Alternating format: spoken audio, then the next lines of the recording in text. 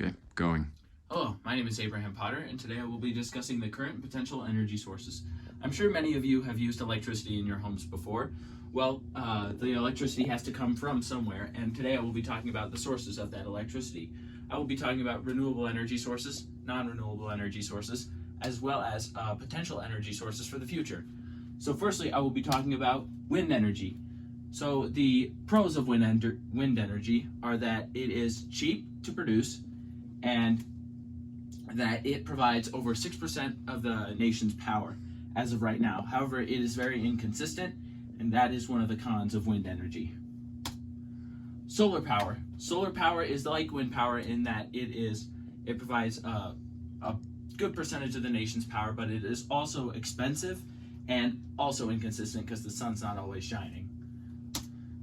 Hydroelectric power. The pros of this is that the water is always running, so it is a consistent energy source, but it is not cheap at all like the other two.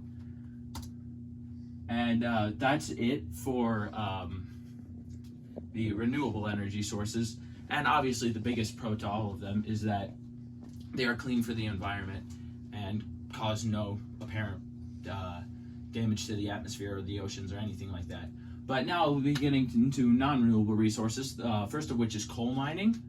Coal mining, the benefits of that is that coal as a resource is very efficient, but it does cause quite a bit of harm to the atmosphere. And something similar to coal mining is petroleum digging. Petroleum digging is also pretty harmful to the atmosphere, but it does provide a lot of the nation's power. I believe coal and petroleum combined provide up to around 60 to 70% of the nation's power. So that is the biggest upside of these two. And then there's nuclear power. Nuclear power is relatively safe now.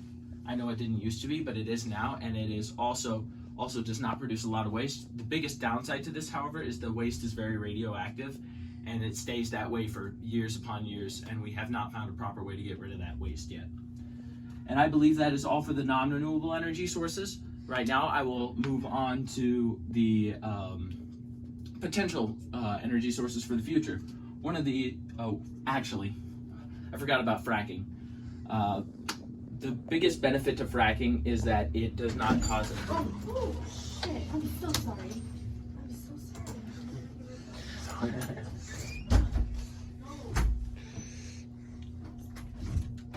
Come on. Hey, there is nobody at the front desk. Okay, we can actually edit that out. But the biggest onto fracking. The biggest benefit to fracking is that it does not actually cause much apparent damage to the atmosphere. However, it does require a lot of water and actually produces a lot of water pollution rather than air pollution. And those are the benefits and drawbacks of non-renewable energy. So now I will be moving on to future energy sources that we can look toward, one of which is the Dyson sphere. The basic premise of the Dyson sphere is that it's a bunch of solar panels surrounding the sun, drawing energy from it all the time. So this would be very, very expensive to produce, and we definitely do not have the means to produce it now. But if we were to do that, it would essentially be solar panels providing a lot more energy and consistently all the time. So that's the biggest one to look forward to. Another way to collect to provide energy is to mine off planet. This way we would not really cause any harm to the Earth, but we could still get our resources from other planets. And nuclear fusion is another way of providing energy. Nuclear fusion is essentially recreating the way that the sun makes energy, but in a more stable form, so we can use it as energy on Earth. But we are about 30 years out from perfecting that technology. And that is the last of the energy sources.